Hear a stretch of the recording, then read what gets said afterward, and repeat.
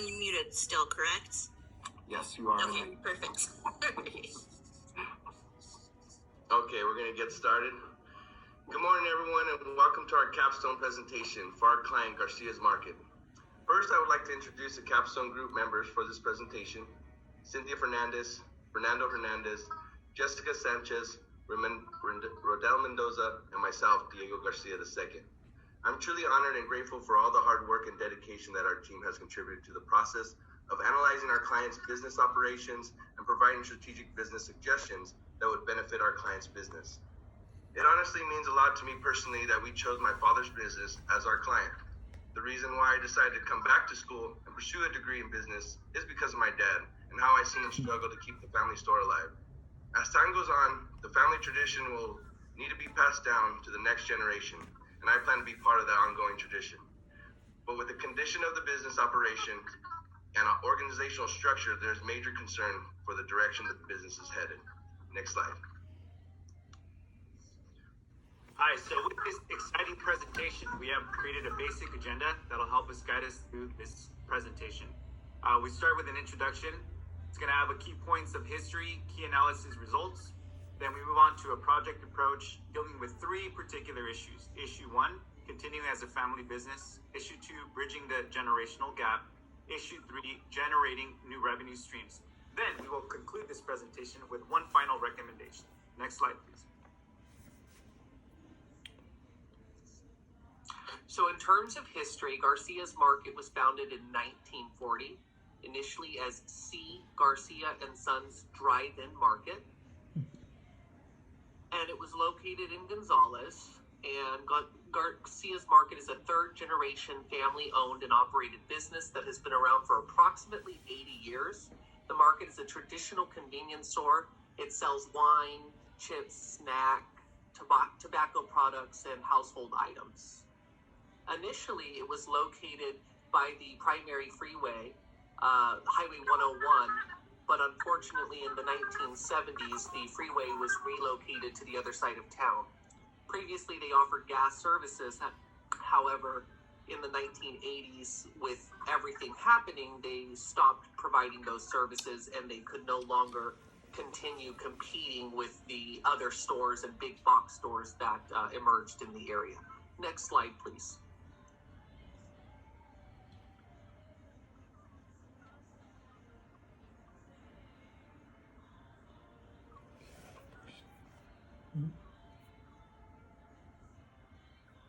Cindy, you may be on mute.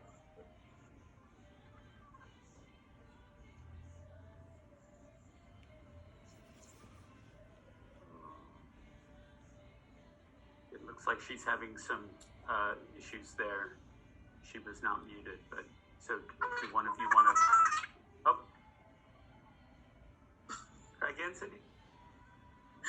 Okay, I'll go ahead and take over this part. Thank you. Okay, so for our key analysis results, we looked at it from two angles. The first, we did an internal analysis, and some of the strengths that we identified regarding the business is one, the fact that it's been a staple in the community for the past 80 years. Two is their current location, their proximity next to the industrial park. Additionally, the lot of property that the store sits on is owned by the family, and this lot of property includes an adjacent structure as well as an adjacent parcel of land across the street. However, some of the issues that we identified internally with the business is the fact that business operations are being maintained by two family members. Basically, since its inception, the business has been maintained by fragmented coordination amongst family members. Additionally, over the years, the store has been increasingly limiting its product mix. So there's been limited, products and service offerings. However, externally, we found that there are a lot of changes going on in the city of Gonzales. To begin, regarding city expansion, over the next 20 to 30 years, the city is anticipated to expand exponentially. Currently, the population is approximately 8,500 residents, but based on the residential expansion, this number is anticipated to go to 24,000 by the year 2035. Additionally, the industrial park, which is located less than a mile down the street from the market, is anticipated to grow exponentially over the next decade as well. However, some of the threats that we have identified are the store's local competitors, which are all on the same street, and they have better product offerings than the market. So getting into our project approach, as Radel mentioned in our introductory slide, we identified 3 key issues that the market must address and have developed 2 alternatives for each of these issues, of which some of the alternatives are mutually exclusive, meaning that only one can be pursued, while others are not mutually exclusive, meaning that both can be pursued either simultaneously or in phases. Issue 1, continuing as a family business, centers around the business as a going concern. Alternative 1 to this issue presents information regarding how the current owner can reduce his liability and include and incentivize the next generation to participate in the business. Alternative 2 for this issue presents information regarding what selling the business will entail.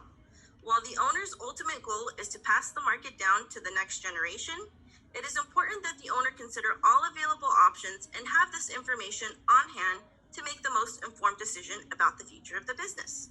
Regarding issue 2, bridging the generational gap, this issue centers around reinforcing and continuing the market's connection with the community.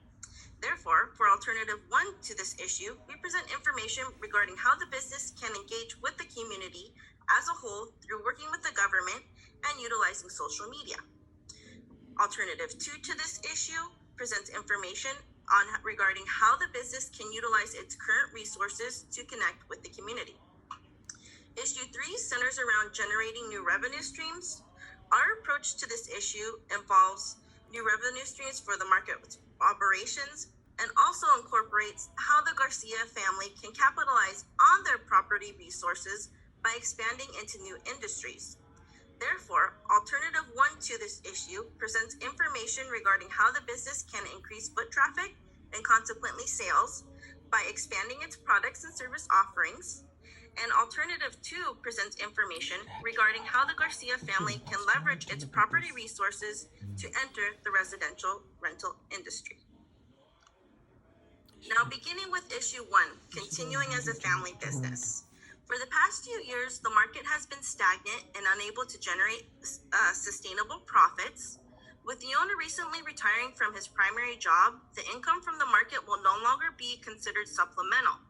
Additionally, while the owner has been dedicated to the market, he is ready to move on to the next phase of his life, both personally and professionally, and this includes Garcia's Market. Therefore, issue 1 centers around the business as a going concern. Regarding alternative 1 for this issue, this alternative is to restructure the business ownership. Since its inception, the business has operated as a sole proprietorship that has been passed down from father to son. While this type of structure may have worked for the market in its early days, it is no longer feasible if the owner wants to enhance and grow the business. Therefore, to help create a clear vision of what the market means to the family in the future, we recommend that the business restructure from a sole proprietorship to a limited liability company with membership distributed amongst family members. First and foremost, converting to an LLC will reduce the owner's personal liability, ensuring that his personal assets are protected. Secondly, in order to keep the business consistent with the Garcia and Sons aspect of the market, it is recommended that the LLC be created as a multiple member LLC in which membership is shared among the owner and his 4 sons. Having defined ownership rights to Garcia's Market will increase his son's stake in the business, giving them better visibility as to what is going on at the market, as well as providing them with a tangible incentive for enhancing the future of the market. Regarding the cost for doing so, there are additional costs and processes involved with operating as an LLC. These include an annual $800 franchise tax fee, as well as annual estimated tax fees that range from $900 to $12,000 depending on annual profits. While the cost of operating as an LLC is more costly than operating as a sole proprietorship, we believe that the benefits related to limited liability and the potential incentive that it could result from distributing ownership to his sons would outweigh the increased cost in the long run. So moving on to alternative 2, Cindy, do we have you back yet? Can you hear me? Yes. Okay, good. Okay, so alternative 2 is to discontinue the business operations.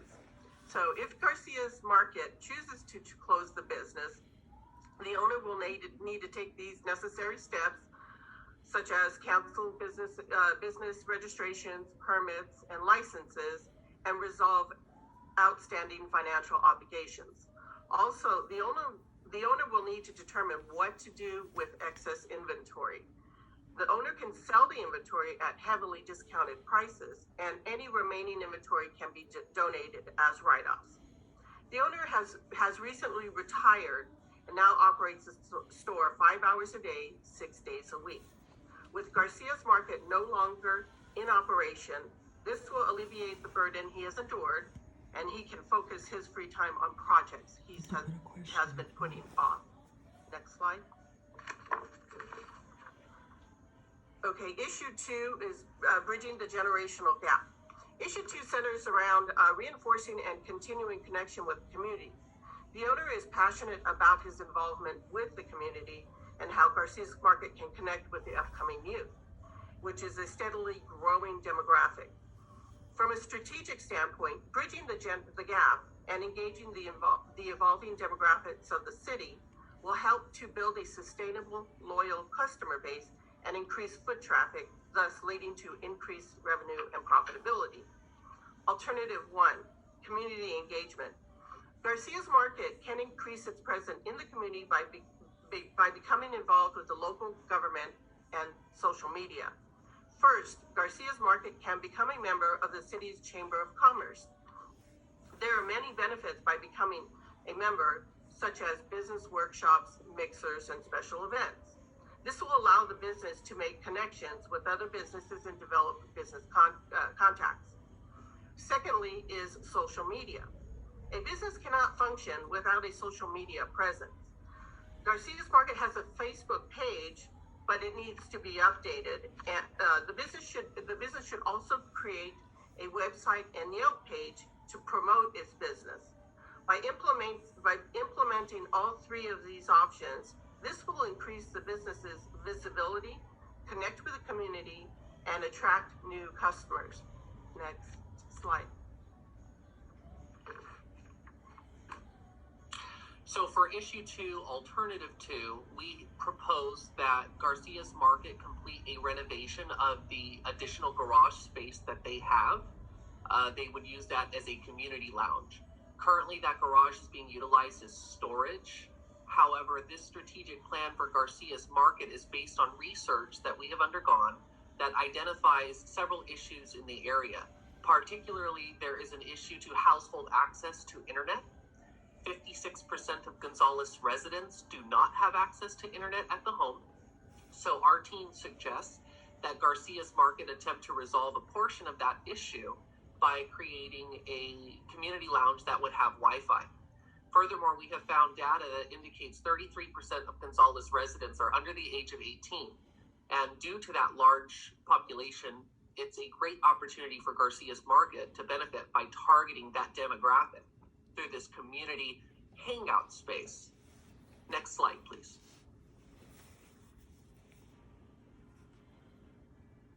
Hi, this is Radel, and I will address issue 3. As mentioned prior, Garcia's Market has not been profitable for some time now, and it has also lacked reliable hours of operation, as well as steady customer foot traffic.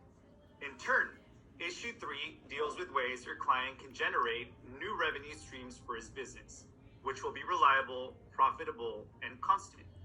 Our team has come up with 2 alternatives to tackle this third issue.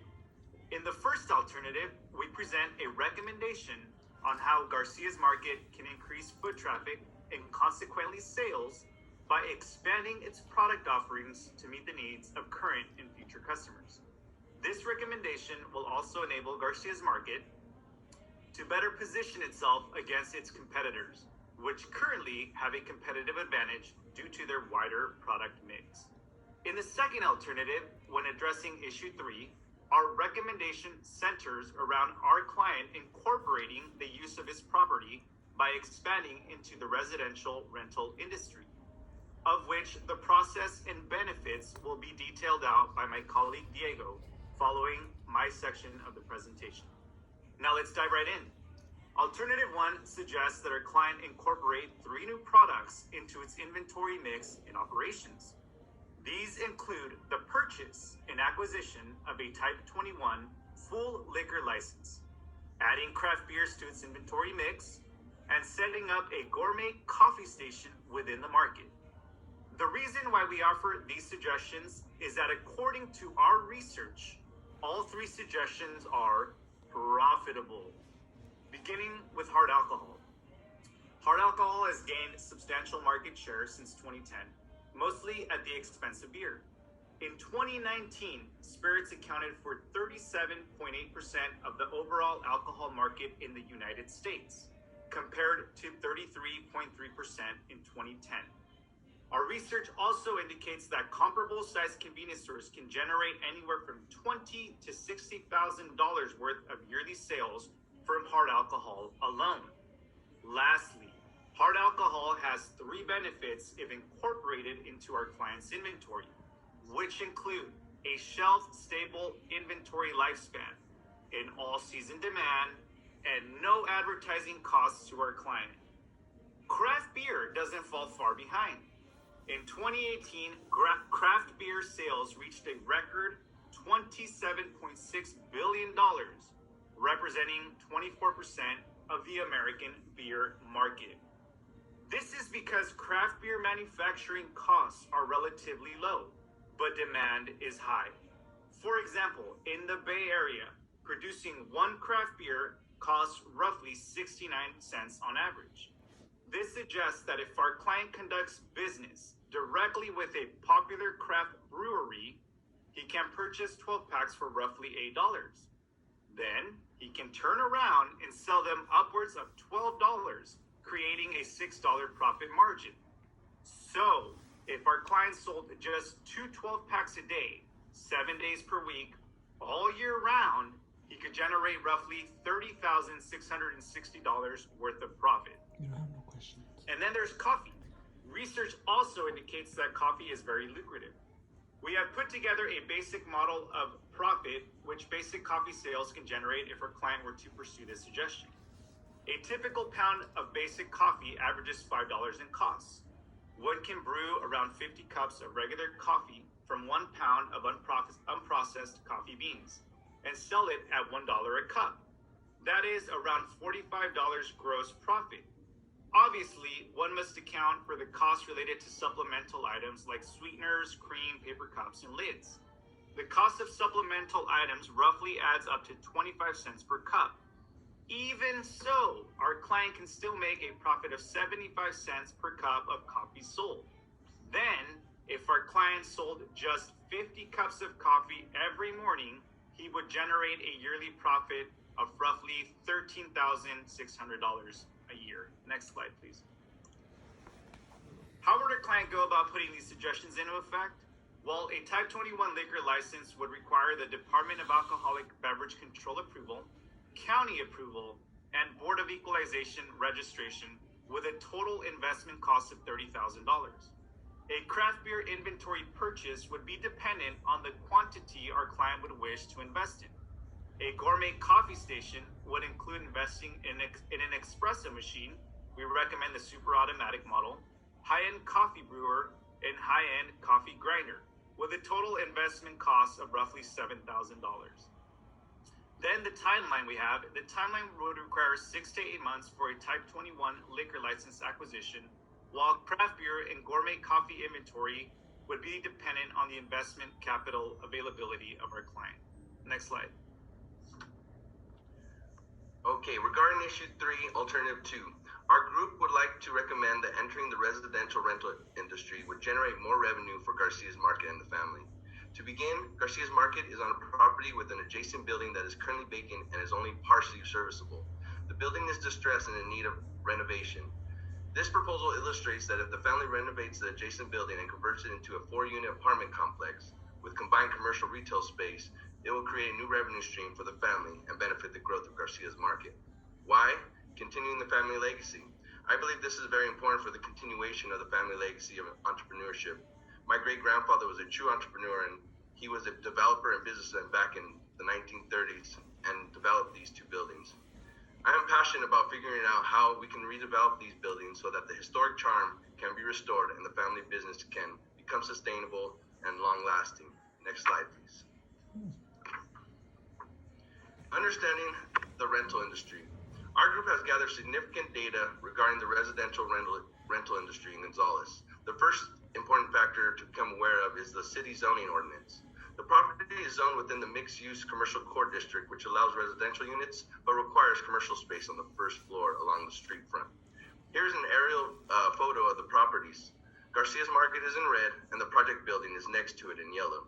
As you can see, the family also owns a small plot of land which will be utilized as parking for the project. With the expansion of the industrial business park in Gonzales, more jobs will be created, which will increase the demand for housing. Since the housing stock of Gonzales is predominantly single-family homes, with only 25% of housing stock being apartments, finding a housing unit for rent is very difficult, especially an apartment. The vacancy rate of all housing units in Gonzales is extremely low at 2%, and this ultimately creates a high demand for housing in Gonzales. Lastly, understanding the capitalization rate can be useful in determining the potential rate of return on real estate investment property. It is calculated by dividing the net operating income by the property's asset value. Using the first year of operation projection, our group has determined that the capitalization rate would be 18%, which illustrates a significant rate of return. Next slide, please. Here are the numbers of housing units and occupancy percentages for the city of Gonzales. As you can see here, the number of multifamily dwellings is approximately 25% of housing stock, and currently 98% of all housing units are occupied. Next slide, please. The next step is budgeting for the project. It is important to understand how much the project will cost so that our client will know how much he must finance.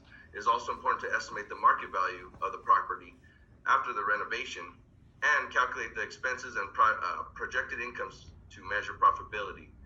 Here's a projection of the income statement for the first year of operation. It is important to note that during the renovation process, the loan payment will still have to be made with no income, meaning the Garcia family should be prepared to cover the costs accordingly. Lastly is the renovation process. The Garcia family does not have capital readily available to finance this project, so therefore, we believe that our client should obtain a loan by using property assets as collateral or save up to put a down payment of 20%. Our client would qualify for a $300,000 loan when the family is ready to begin renovation. City approval. The city must approve any type of business development or construction and requires city permits.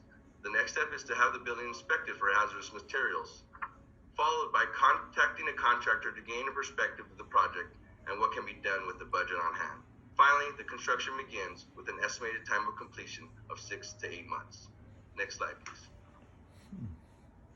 Okay, taking all of the issues and alternatives presented into consideration, with the exception of discontinuing the business, all of the alternatives presented have the potential to enhance the market and possibly provide lucrative revenue streams for the Garcia family. Our final recommendations are based on what immediate strategic actions would be most feasible, taking into consideration 3 primary factors. The first factor being how the client can rebuild the foundation of the business to ensure that it is sustainable for the future generations. The second factor being limitations resulting from the current pandemic, and the third factor being the amount of investment capital that the client currently has available. Therefore, for issue 1, we recommend that the family business restructure to an LLC. An LLC. This will help to create a clear vision of what Garcia's Market means for the next generation of the family, as the current owner's sons will have ownership stake in the business. Regarding issue 2, we recommend that the business increase its social media presence.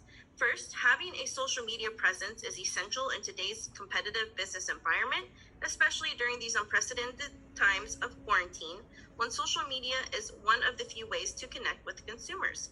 Secondly, this is a low-cost, effective way to gain business exposure. And lastly, while the community lounge alternative would be a good asset to the community, it is not feasible based on current social distancing standards. And to conclude, regarding issue 3, new revenue streams, we recommend that the market expand its product offerings to include gourmet coffee. First, offering gourmet coffee is a great opportunity to increase foot traffic based on the market's proximity to the industrial park. Approximately 70% of the industrial park's workforce commute from the north and pass by the store every morning. Secondly, gourmet coffee has a high profit margin and is within the client's current investment capabilities.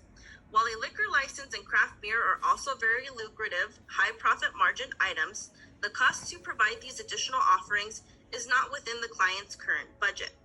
Lastly, while expanding into the residential industry has the potential to provide the Garcia family a steady revenue stream, it requires a significant amount of capital and is not financially feasible at the current point in time. However, it could be a strong alternative for the Garcia family in the future. And that concludes our presentation. Thank you. Any questions? Good job, team. So we have time for just one or two questions, and because we're running a little tight on time, if the next team, Pacific Grove Chamber of Commerce, if you all could raise your hands so that Aaron can begin the transition part. Now, I'll ask the first question, and please, any other questions, you can post them into the Q&A. You discussed two different paths that this company can go down. One is to make it more, to engage the neighborhood youth more directly. You mentioned that creating the lounge wasn't really feasible right now, but that was an important part of your analysis. But then you also looked at ramping up the alcohol side of the business, and these two obviously would be at odds with each other. Given that there's a clear trade-off there between engaging the youth population versus moving beyond beer and wine to hard liquor, which of the two of these paths would be more attractive for this company in the long run, and why?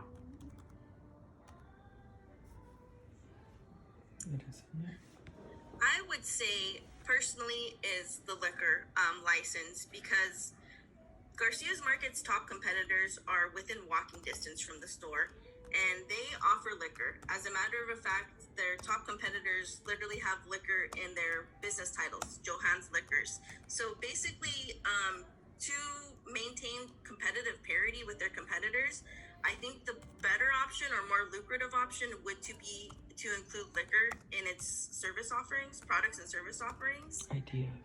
And we did recognize that during our analysis. We do recognize the fact that those two alternatives in a way contradict each other.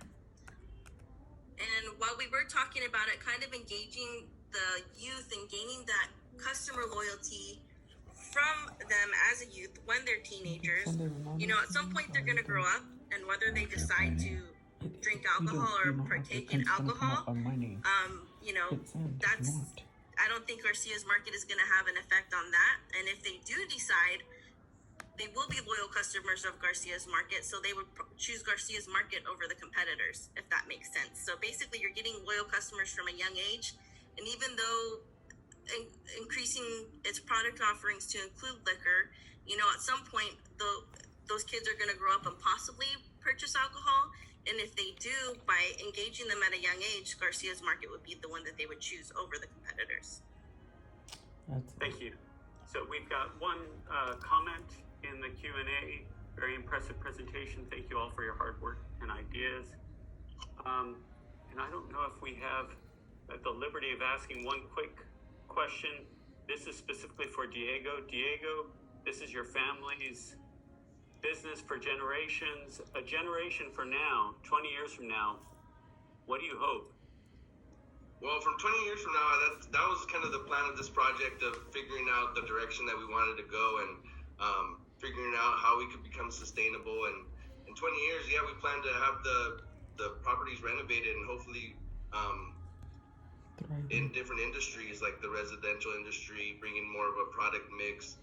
Just expanding the business as a whole and the growth of the family business and the legacy. So in 20 years we plan to renovate the property, continue with possibly bringing in food, and entering the residential industry, and continuing with the next generation. It'll be me and my brothers that will definitely be part of the LLC and continuing the process. All right. Thanks. Good job. Good job, team. And Aaron, we're little tight on time. Yeah, so it's going to be a quick one. So I think we have Pacific Grove Chamber of Commerce here. I just confirmed that they're all there. If someone from their team would like to go ahead and put up your PowerPoint, that would be fantastic. Jocelyn's going to be going through behind the scenes here to remove the other group.